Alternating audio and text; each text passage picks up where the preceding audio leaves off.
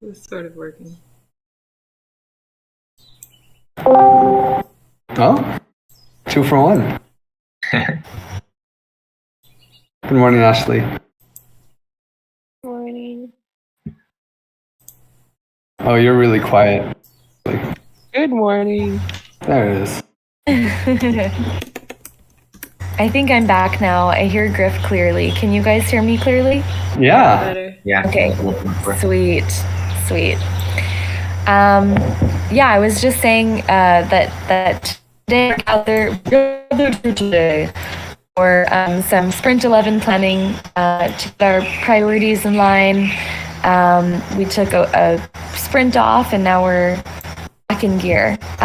So I think I would love to start maybe with us just taking a couple centering breaths together. And then we can do our check-ins. So yeah, I would just love to invite everyone to close their eyes for a moment, kind of tune into your center, become more aware of your breath. And together, I think we can take 3 long, slow, deep breaths in through the nose and an audible sigh out through the mouth, releasing any tension in the body, anything that's keeping us from being present here together. So we can begin with our first breath.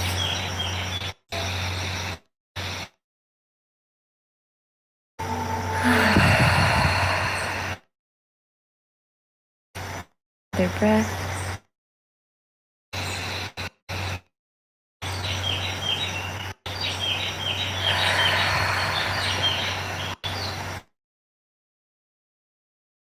One last big deep breath in.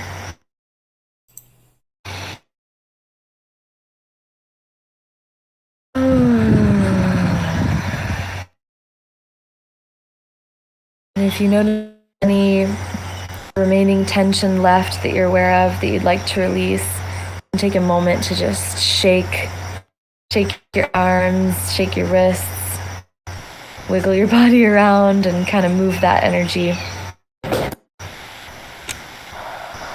And then when you feel the energy kind of shifting and ready to settle, you can bring it back to a seated or a standing position, whatever is most comfortable for this call. And open your eyes. Maybe take a moment to look around your space, connect with your environment before bringing it back into the virtual world. Okay, buenos dias. Welcome.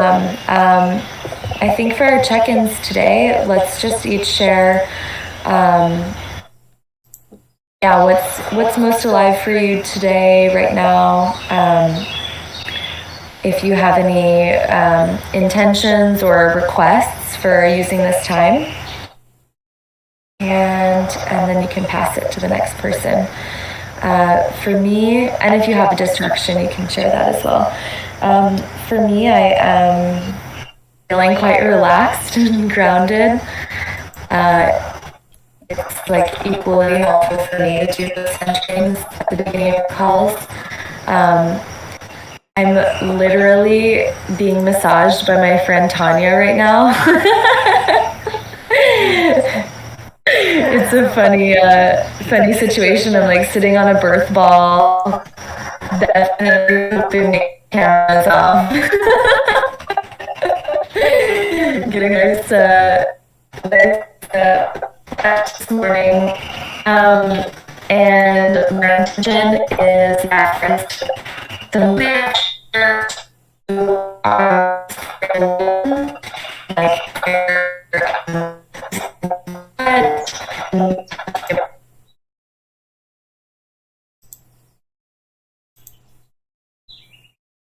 the flow of our sprint calls and communicating with everybody, or if we want to wait on that for Donna onboarding in 2 weeks. I will pass it to Griff. Yeah, I think that's, I just came out of a dad mood call, so, very alive because, they're killing it. Me and Fabio are over there rocking it. Amin's just getting started, but Fabio's been making major progress. And yeah, so I'm just stoked about that. And of course, we'll have some updates. For me, this sprint is mostly just, it's really a DAppNode sprint, but that's a Giveth sprint because they're launching everything on testnet and getting the UI up, and we're strategically located to have all of the expertise after that. So that's kind of the big game, while also preparing the give back UI so that we can start that project next sprint probably. And yeah. I mean, we'll talk about the DAppNode stuff later. Let me think. Is there anything else I want to make sure? Oh yeah, and Donna, onboarding Donna in the second half is important. And I'll pass it to Willie. Oh, and project curation and figuring out our thoughts on that is still left over too. Great call. Morning, everybody. Feeling very grounded after that reading session. Excited to get back into the swing of things. I thought we had work yesterday at Shapeshift. I thought yesterday I was maybe getting back into the swing of things, and after our Giveth meeting, I realized we had the day off. So that was a nice surprise. So today, getting back into the swing of things, feeling ready for it. This sprint, looking forward to regrouping after the road mapping sessions and aligning on top priorities for this next sprint, which sounds like a lot of it's going to be supporting DAppNode, which is awesome because they are 10 days away from their open launch, so we're in the final sprint here. And I hear that they've got some liquidity mining stuff that should ready to test today, so looking forward to seeing that. The mock-ups were great, and looking forward to talking about the project creation and just the roadmap for the gig economy and what's next. And I'll pass to Laura. Yeah, so I don't have any additional things to add to the call. I'm looking forward to hearing more about the DAppNode stuff. I wanted to work on want to help them with their launch post for the node drop in the node stream, which is like related to our Giveth launch post. So I think we're just going to make them similar. I already wrote one for Giveth, so yeah. I don't really have anything else to add. I'm feeling okay. I'm a little frustrated because this call wasn't on my calendar, and then it just I happened to look at the Giveth calendar, and then I was like, what the heck? I have a call in 5 minutes. So I'm disorganized. So I'm but anyway, I'll pass to Ashley. Hey. I guess what's most alive for me is me. I'm just kind of waking up. So I'm here, but my brain isn't all the way turned on. And I'm excited to mess around with the DAppNode stuff. I think that's really cool. It's awesome that they're launching stuff quick because we weren't sure before whether it was going to take them a while or not. So it's really exciting that we get to watch what they do and learn from that. I don't really have anything to add to the agenda. Yeah. Did you guys see Kai's baby? She's so cute. And I'll pass it back to Forex. Oh my gosh. They delivered? Did that just happen? Oh wow, that's so exciting. That's a nice. I think right on time. I think this was the delivery date. This was the date that the doctors predicted or whatever. Wow. Wow, incredible. Aw, I'll have to send Kai a message. Cool. Well, I appreciate the check-ins. It sounds like there's a lot of excitement and enthusiasm around DAppNode. I heard Willie say they're 10 days away, I think, from launch, which is really, really cool. So I think maybe before we organize and coordinate our priorities, maybe I'll pass it to you, Griff, since you're just coming out of a DAppNode call, if you want to give kind of the latest and greatest DAppNode update. Yeah, so it's the same pattern that we were doing with testing. So by tonight, they should have the claiming tested, but instead of it just being testing the functions, now they're actually they will want feedback on if anything's confusing. So it'll just be the claim, and I think liquidity mining. I think the liquidity mining will be up. The smart contracts are deployed and running right now, so they just have to get connected. And Fabio should get that done by the time he goes to sleep tonight. Unless he runs into something, but expectation is that even if he runs into something, it's so close that he should be able to fix it by tonight. So at least for you guys on the like later side of the world, you should be able to test it tonight. I probably won't get to it till tomorrow. And yeah, and so Amin and Fabio are over there pushing, working on it today. Amin asked if he should come to this call. I said, don't even worry about it. You know what you got to do. So they're diving in. Amin's focusing on the smart contracts. Fabio's focusing on the front end. Fabio's loving it. He's having a great time. He reiterated that to me many times over the last week. So that's cool. The plan is that like the probably the slowest thing that they're behind on is comms, and that it's blocked by Lansky. He's working on it. Slap him around, Lauren, because that's definitely where we're like the most behind on the DAP node side. Let me think, is there anything else? We're all gonna get a DAP node airdrop, so that's cool. That'll be fun. I'm trying to think if there's anything else. Some differences. They seem like they really want this reservoir thing. So instead of just a stream, they'll have a stream and a reservoir, and they'll tell their users like, "Hey, you have this much in the reservoir." I think we should I don't think we should do that. I don't think they should do that, but they seem stuck on it, so they're going to do it. It sounds like. Okay. Their liquidity mining is going to be have a spike. They're going to do a kind of a U-shaped or like a Nike swish shaped liquidity mining, where every 2 weeks, the first like 6 weeks, it decreases and then flattens out and then increases on the way out for 26 weeks. And I'm trying to think. And they're going to do a safe. They're going to do a safe snap. And so they're testing that as opposed to where we're doing gardens. 10% in 3 years, yeah. I was going to say, you might want to recommend that they check out Boardroom if they're not already looking at Boardroom. It's like a free open source platform, and it integrates Snapshot and Gnosis Safe. And it has like, you can integrate your discourse forum, and people can discuss the proposals and stuff. So it still uses Snapshot protocol, but it's like a place where they can have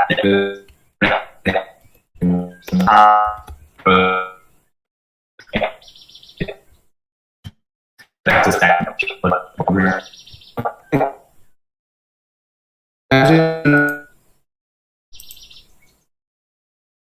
But I will definitely recommend Boardroom. Let me see if I can make sure that I have the correct link.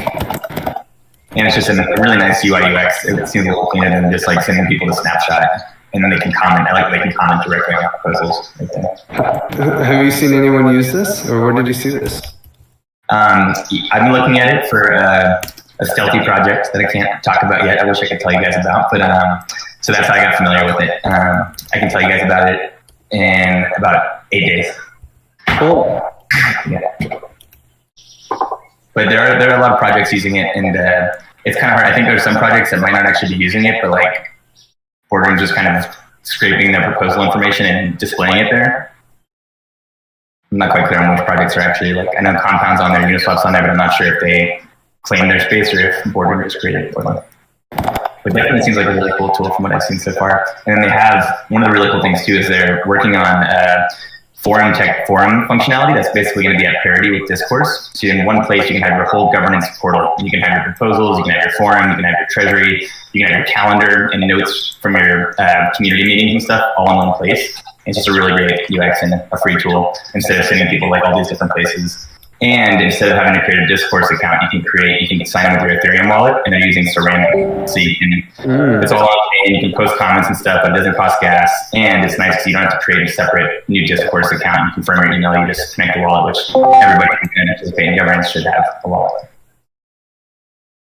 Nice. Yeah, okay. app.boardroom.info. Yeah, super cool tool.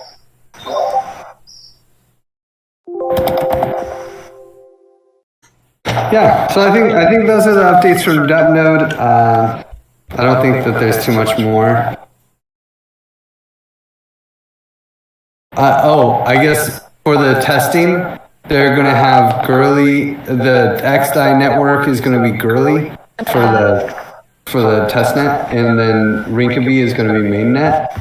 I hope they're going to like airdrop us all some of those testnet tokens, but we might need to score some girly if not. I might even just pass everyone some girly during this call if I remember.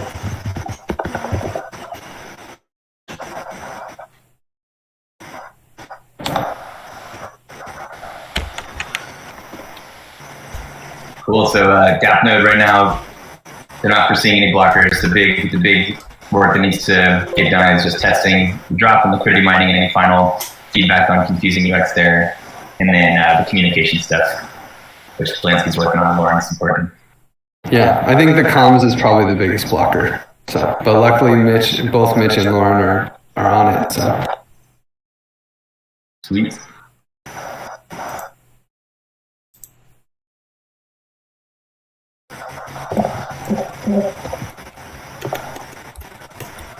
Amazing. And Griff, do you have a direct link that you can share that is the site she testing? it's going to be in the DApp node channel, which I think all unicorns can see. See if you're in there. Oh yeah, there you are.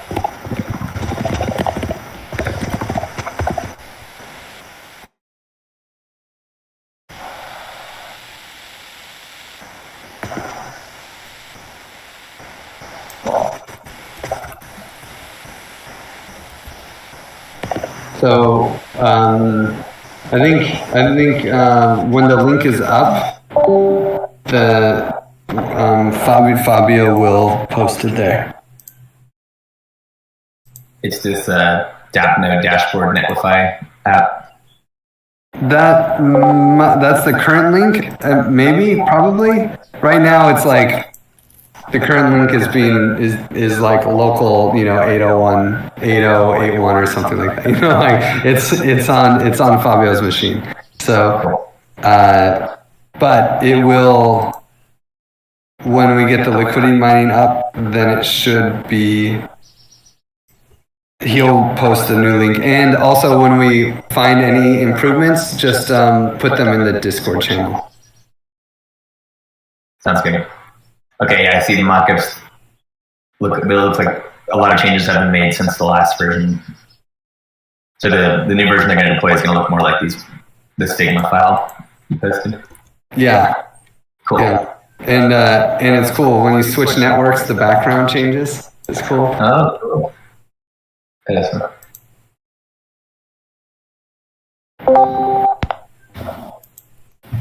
Cool. Well, sounds like we're going to have there. Sorry, I just came to lurk in your party. Hey, what's up, Mitch? So it sounds like DAppNode will have their UI UX for claiming and liquidity mining finalized in the next, week, most likely. So at that point, we can, if we want to change things like the reservoir to replacing a reservoir with like the weekly stream amount and stuff, we can basically start making tweaks to the UI and work with Marco to do that as soon as their UI is finalized. Yeah, I imagine Fabio and Marco will, like Fabio can give him all of the mockups and he can go to town. I think the first mission for Marco priority-wise is probably the givebacks, and just to make sure that we're fully there. And then there'll be more user testing and stuff happening once DAppNode launches, so maybe we shouldn't wait, but we gotta get givebacks up sorted. Mm-hmm. So yeah, it seems like a good priority for this sprint is finalizing the give back UI UX. Yep. That's not blocked.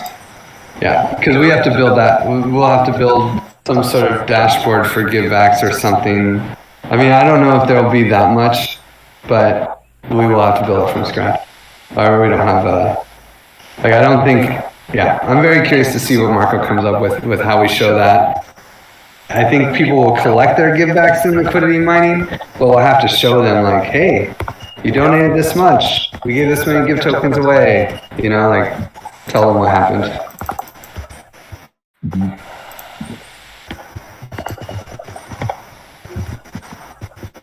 Yeah, it's pretty cool because every time you donate, basically, you're going to be increasing your give stream. That weekly stream number will just keep going up, basically, every time you donate or liquidity money. So that's pretty cool.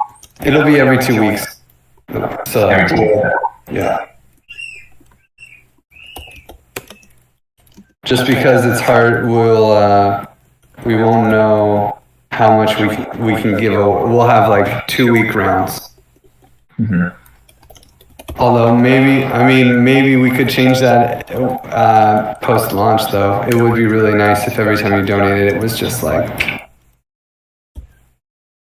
Well, and that brings up the project creation, right? Because I think that's one of the big limitations is figuring out how to make it so it's not gainable before we can automate it. Yeah. Exactly. Yeah, exactly. Because during those 2 weeks, we'll take the data, we'll spend a couple days actually looking at it, making sure that no one's cheating the reward. Totally. And yeah, it's much less compelling to cheat if you know that there's a review period before all payouts happen. Yeah, yeah. Well, we might have to have a wall of shame. Cheater. The cheater. How dare you cheat, Giveth? How evil are you?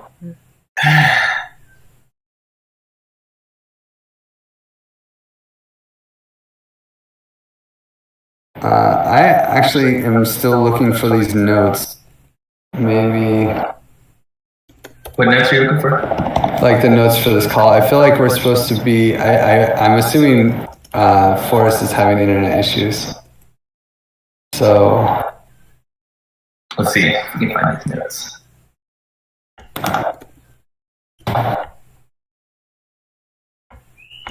Is it Sprint 11? Here we go. Posted in the Give Token or Give Economy channel. nice. Okay. So yeah, it looks like we're good.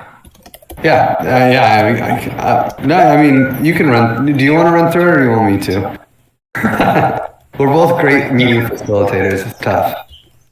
You got it. Okay. Rinkety deployment is basically now being replaced with DApp node launch. Way cooler. And then give mining, we have the spreadsheet on the forum. I guess, do we wait for feedback for a couple days and then create a RGIV proposal to lock it down for like the midterm? I thought you had said yesterday that this proposal was up. It's on the forum, but it's not like. Oh. Okay. Yes, and we should. This is a good point. We should establish this governance process and stuff. But yeah, we should probably have like a minimum amount of time that the proposal needs to sit in the forum before it goes to governance, and we should establish that. If we haven't established it yet, then you don't necessarily need to follow it. We can either establish that now, or we can just put it straight to the governance and then establish that. But yeah, you bring up a point that we should have that period, or if there is no period, then say there is no period. But I think we should probably have at least some period, maybe 48 hours or 72 hours or something. Yeah. I've seen up to 5 for the forum.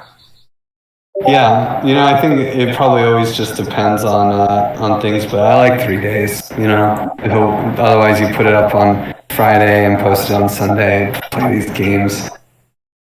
Yeah, exactly. Cool. I like 3 days too. And it can always be longer, Mm-hmm. Yeah, it's just a minimum. Yeah, and all these things, it's like, at least in the TEC, we have soft governance and we have hard governance. It's like, hey, if the DAO passes it anyway, But if anyone is even like mediocre on it and be like, and you post it before 3 days, it's like easy excuse to be like, yeah, no, dude. You know, like we have like a standard of 3 days of advice process on forum proposals. So like, hold your horses. I'm going to vote no, you know? Yeah, I like that. I think, Bitcoin's the sentiment is like 90% or greater, then you don't need the full quorum, basically, as long as it's got 90% positive votes, then it's clear that the community wants to pass. So, yeah, soft governance is smart, for sure. Yeah, and if it's like a payment thing and everyone's like, get it out, you know, then it's like, fine, you know, post on the forum and then post that link and put it up there right away, you know. Cool. Cool. We go thumbs up on the proposal in the forum, and then we'll be ready to vote on it this week when it goes up. Cool. Give backs. Yeah, so give mining's basically done then.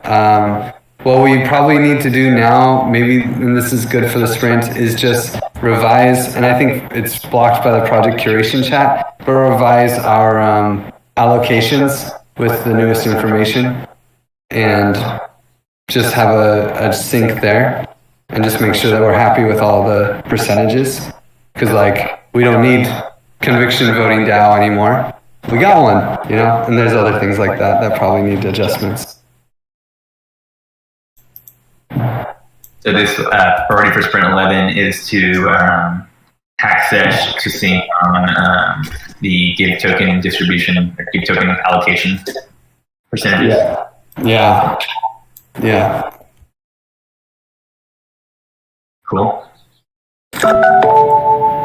This sprint so far, we want to design the givebacks dashboard and UI UX, test the drop and liquidity mining, which will be ready to test tonight.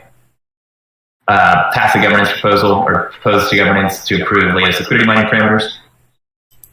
Schedule hack sesh to sync on the GIV token allocation percentages. I heard earlier that we want to talk a little bit about the roadmap and project creation and stuff. Is that a priority for this sprint?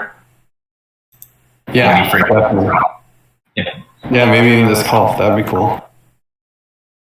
Yeah. So, and is the goal here basically what's the next feature we're building after launch, or is it more about what's the vision, what's the roadmap we want to share? What's the intent?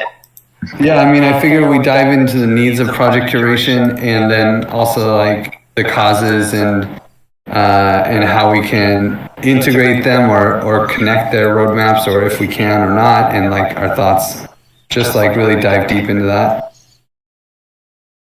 Cool. And then continuing to push gardens too. Like, just we need gardens to redeploy. I'm pretty sure that we'll be able to get a redeployment this sprint for Giveth Garden. Redeploy gardens in Ranky. And why does it need to be redeployed? The token, we made some changes to the token to add the permit feature so that it can connect to liquidity mining. We can't actually test Giveth liquidity. We can't test conviction voting plus liquidity mining with the current garden that exists. So we can test, liquidity mining with the UI. Mm-hmm. Cool. And then is there anything else we need to do on the gardens right now? I know that there's definitely, like we talked about, the governance process and stuff, and some of that common stuff and just process stuff that needs to be established and then built into the gardens, whatever we decide here. And I imagine we'll probably just go with kind of the default for a lot of these things to get started, at least. But is that something that the gig economy crew should prioritize this sprint or in an upcoming sprint? Is this something that we should probably get the governance team or circle involved with those discussions? But just establishing our governance process, basically. Mm-hmm. And like we already have a lot of the stuff. We got the covenant, but and there's a lot of stuff we can borrow. I don't think we need to create a lot of stuff from scratch, but the rules of engagement and stuff, just figuring out who's we want to use, basically. And there's some open source stuff we can borrow from.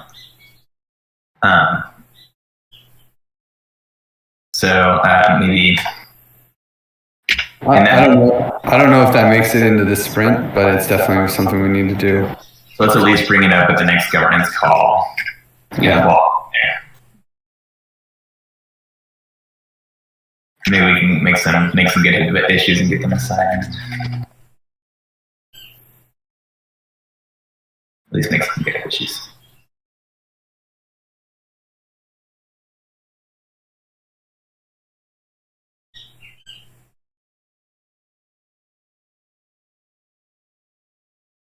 Give garden.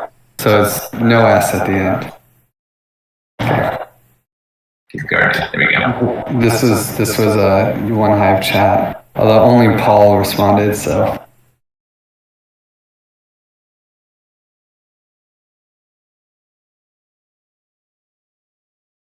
Cool.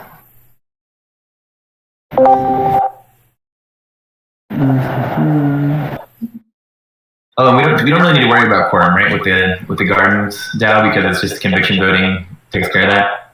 Yeah, there's sort of a quorum. Like if there's not enough tokens voting, then there's like a min effective supply. That's just like assumed. So it's kind of like a quorum, but it's different. And also, yeah, there's no. There is quorum basically all across the place, but it's not as simple as that. Like if you're asking for $1, you still need a lot of tokens to do it. Kind of, relative to like $100, it's probably going to be about the same. Got it. Is there a parameter there that we can tweak? That we should tweak? There is, if we wanted to. Yeah, and honestly, we're probably the best people in the world to do it. So that's kind of cool. Because Mitch, Lauren, and I have been working on the parameters, and we're building this dashboard for how to estimate it. Mitch made some beautiful charts. That's cool.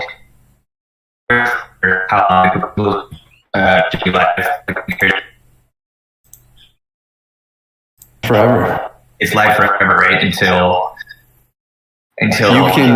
you can withdraw it. So you put a deposit in it, and then you can withdraw. So it's live as long as you hold the deposit there, or unless someone challenges it. So we could put something in the covenant that's like, hey, proposals don't last more than 6 months, dude. If you leave your shit up there for 6 months and it's not flying, we're going to challenge it, and you can repropose. Sounds good. Like we could add that to the covenant, but it would need to be added.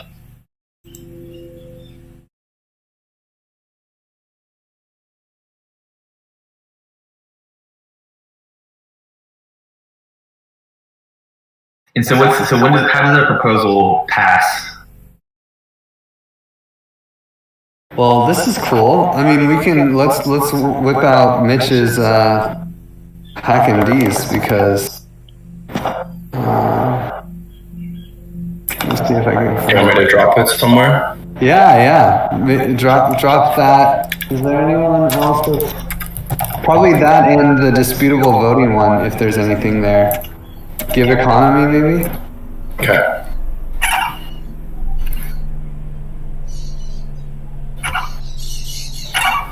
And if you want to show it off, you totally can too.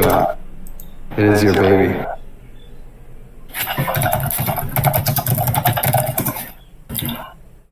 No, I don't need to steal the show. Okay.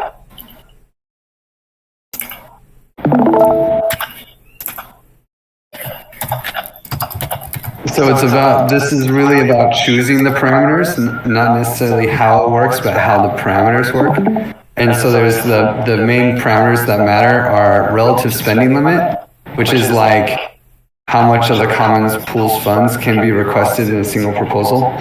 So it's not really, it's that, and also it's like how much total if you had all of the tokens voting on one proposal forever, they're all, because voting power is tokens times time, right?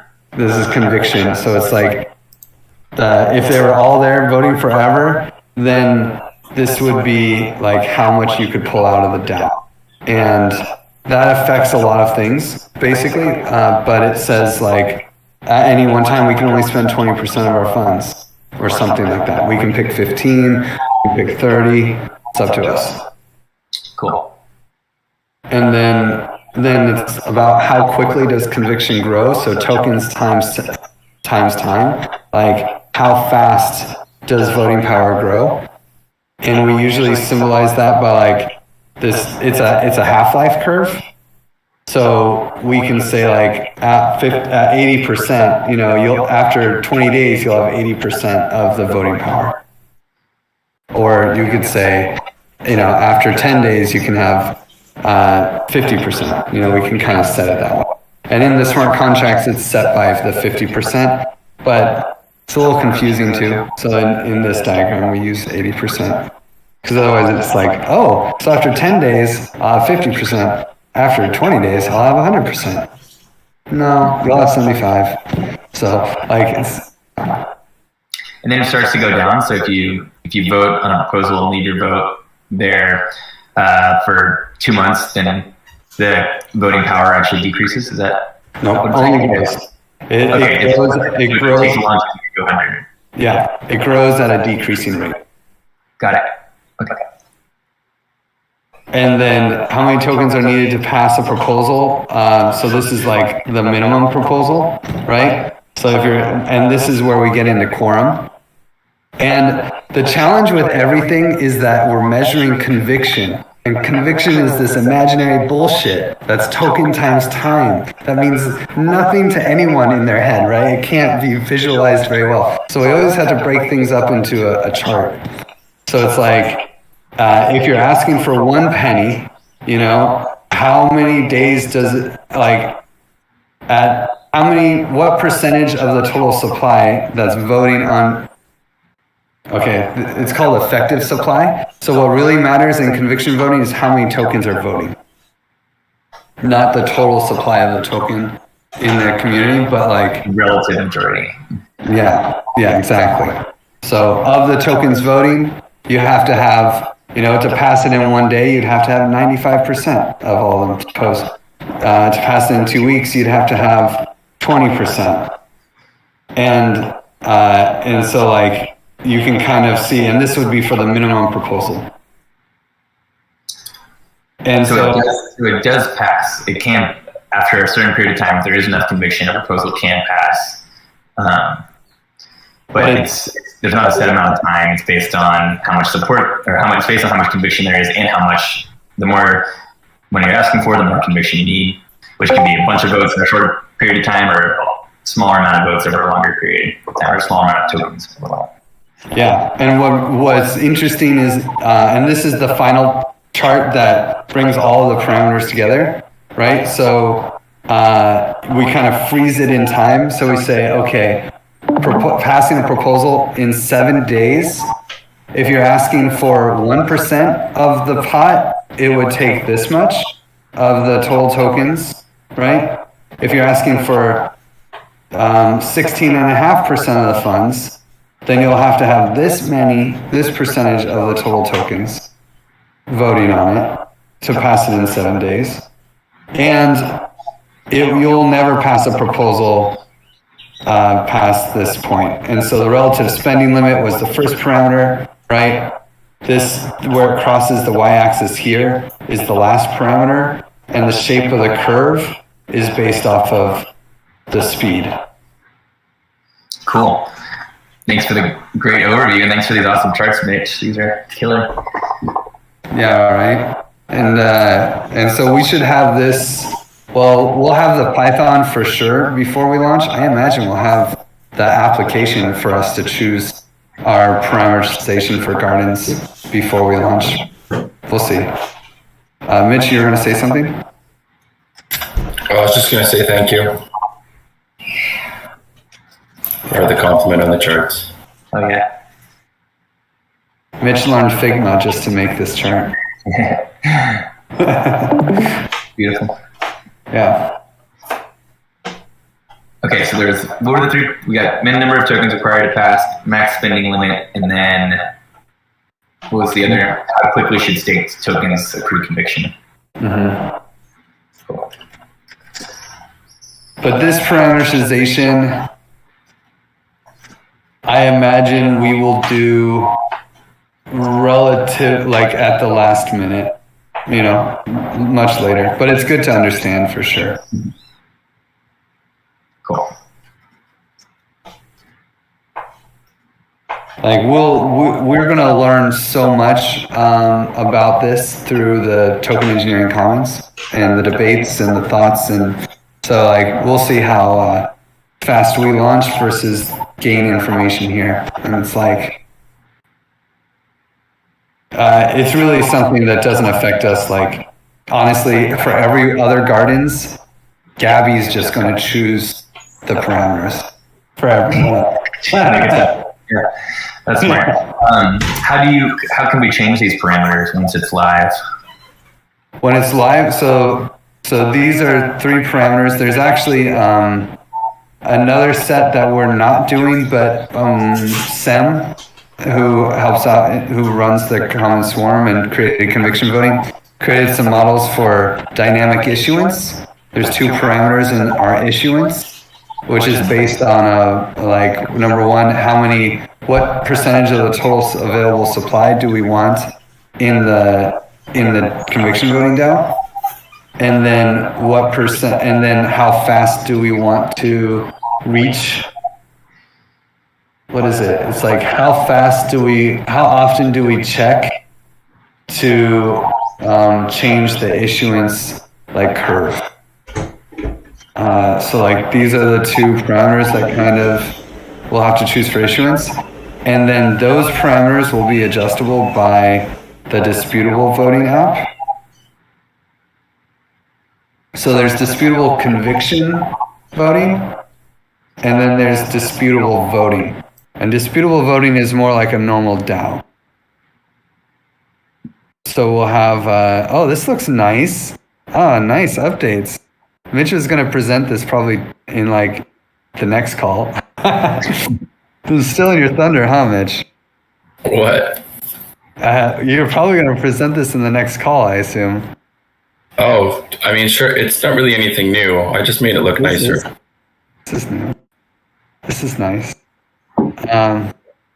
Yeah, so this is just the normal DAOs. Like support required, quorum, how long votes last. It's a normal DAO. But it's a DAO with delegation and a quiet ending period and an execution delay. So delegation is 1-hop delegation, just like Gitcoin, but it's only for like these kind of crazy votes, changing parameters, votes that shouldn't happen more than 3 or 4 times a year. And they happen in the garden? Yeah, they happen in the garden UI as well. Cool. Very cool. Yeah. This is just awesome. I think it's just so cool that we're getting all this amazing DAO tech from OneHive and all this great documentation and so much thought that's gone into this from OneHive and TEC is really amazing. This is like the cutting edge of DAOs. It's so cool. I love it. Yeah, it really is. I'm pretty stoked about it. I have to say, like, I mean, what's really funny is this disputable voting app is like what we were trying to turn the DAO into in 2016, and it's finally here. Like the quiet ending is like, there's a period of time if the vote result flips, that more time is added to the vote duration. So if in the last day it goes from a yes to a no, then we add another day, and the people who haven't voted can now have extra time to vote in this contentious proposal. Cool. So that means that in these votes, you can't change your vote when you make a vote stuck, but you can change your delegate's vote. So if a delegate votes and then you don't like it, there's a delegate voting period. So like delegates have to vote in the first, let's say 3 days of a 5-day voting period.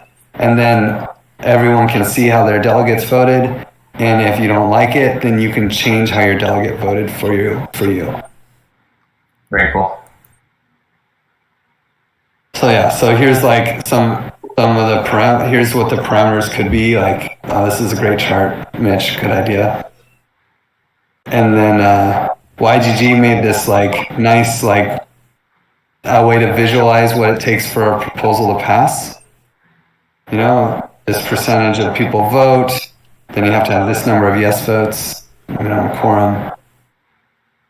And then this kind of visualizes the time frame of like, here's the voting process, the delegated voting period, and if there's a quiet ending period and the vote flips, then you add this quiet ending extension.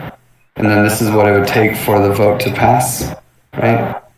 Like if you propose the vote here, like how long does it take to actually execute?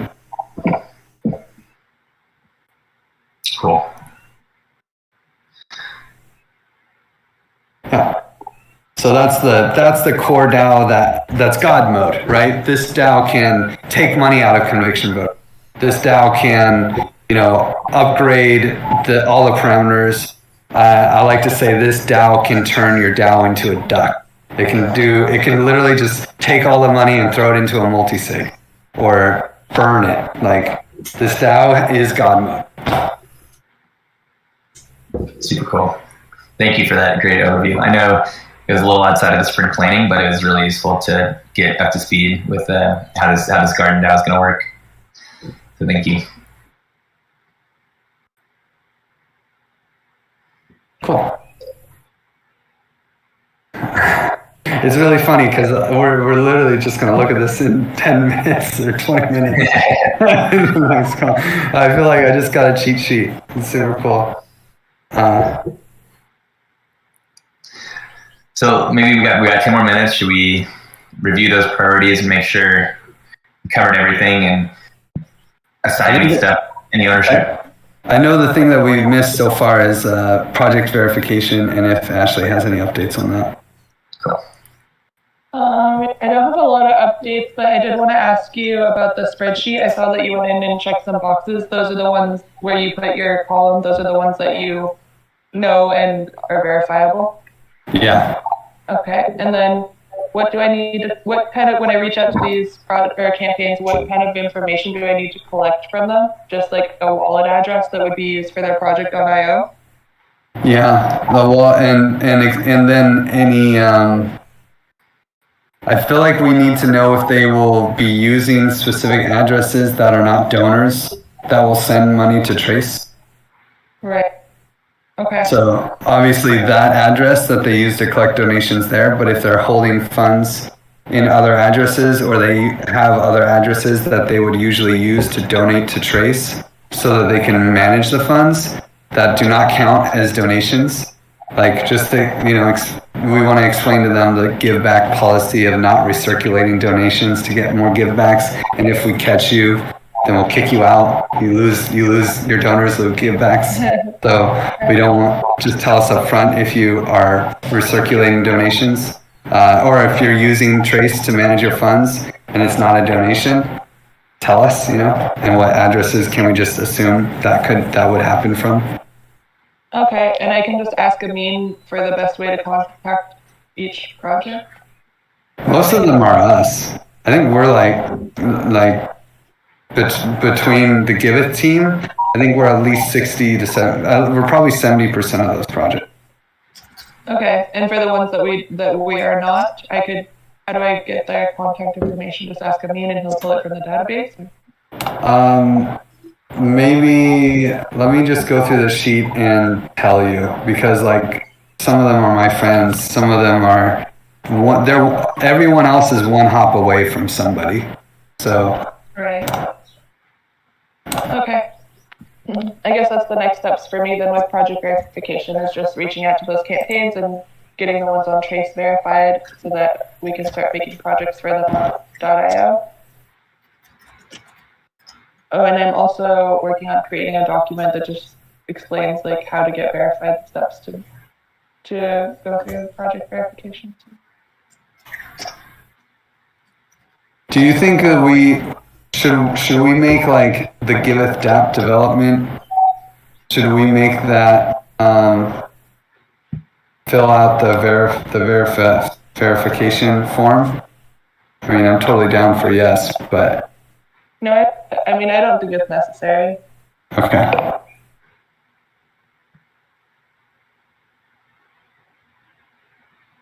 So then will you just fill it out for them? Like, how do we keep some of this data? Because we will want a list of these addresses. I don't know.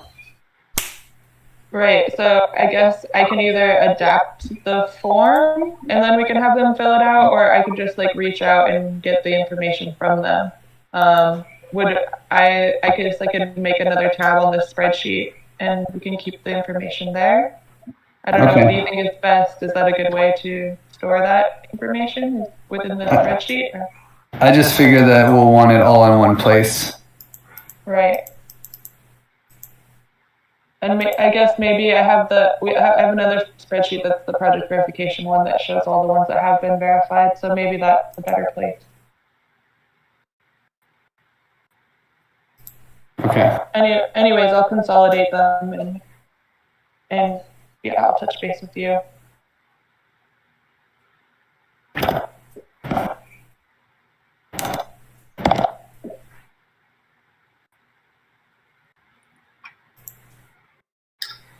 This help rebuilding housing in native forests in Patagonia. You guys know that guy, right?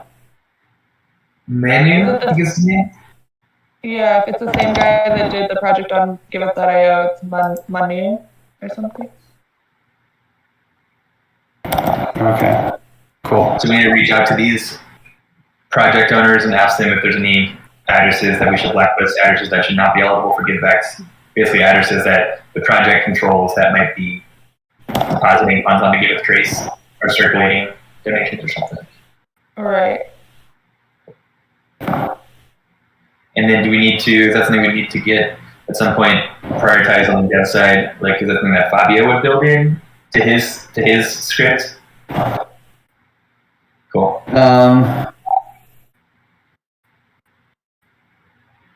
Yeah, probably.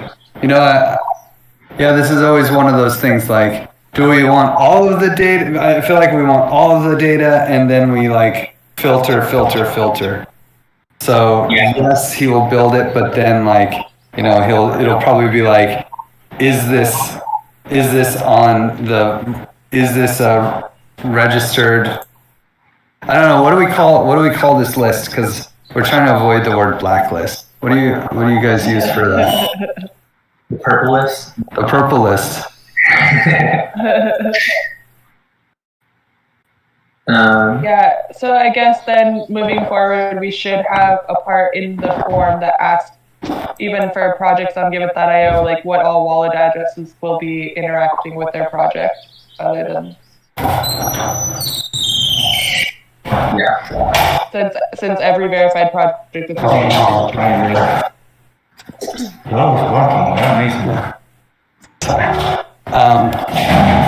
Sorry, Ashley, I had trouble hearing you. I'm just saying, moving forward with the application as it is, I should add a place in there because every project that's applying for verification from now on should be adding whatever wallet addresses they're going to be using to interact with their project or their campaign on Trace. So that's definitely a question I should add into the form. I think so. Okay.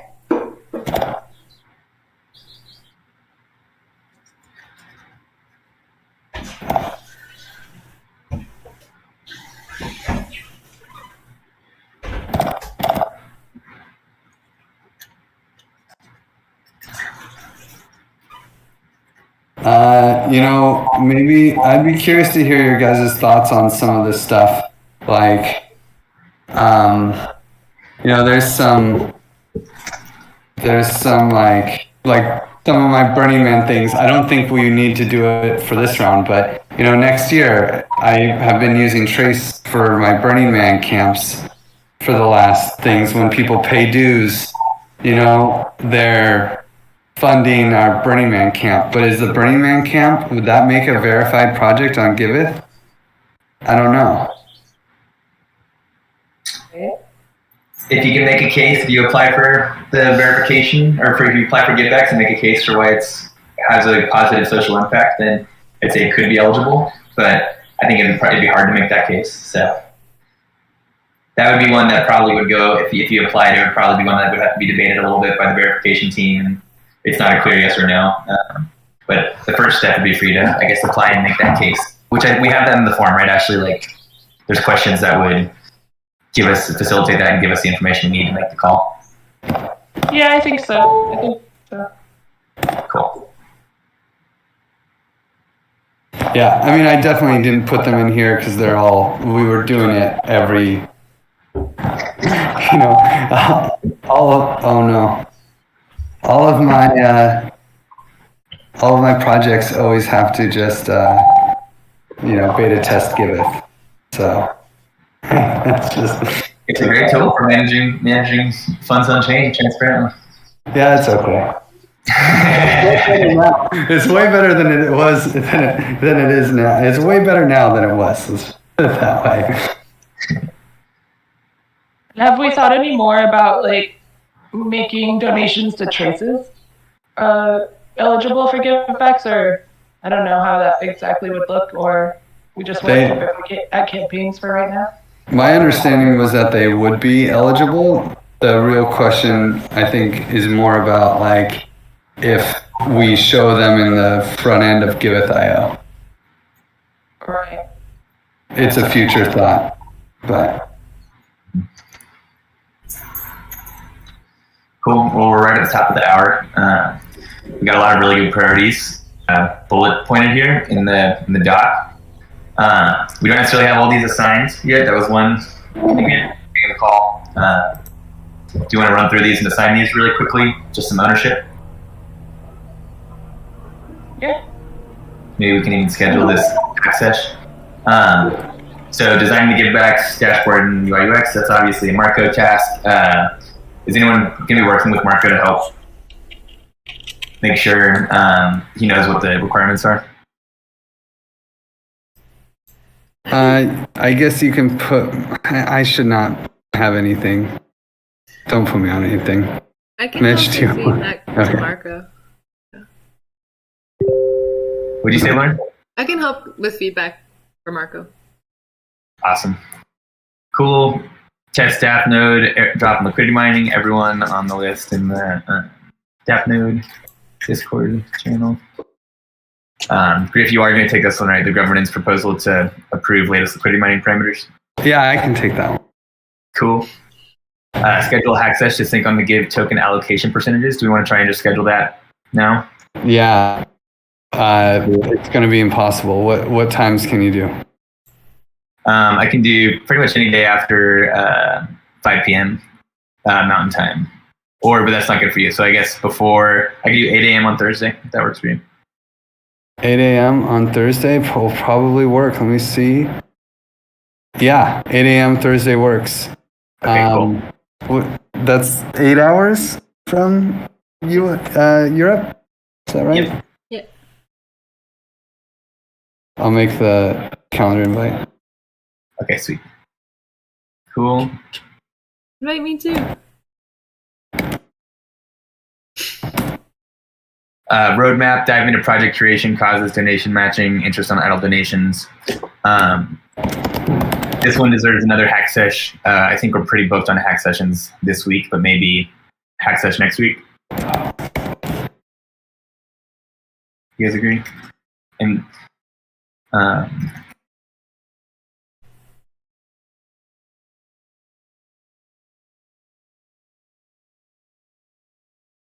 that sound good? Do we have a meeting, a token meeting before then? Another one? Let's see. Like a check-in or something?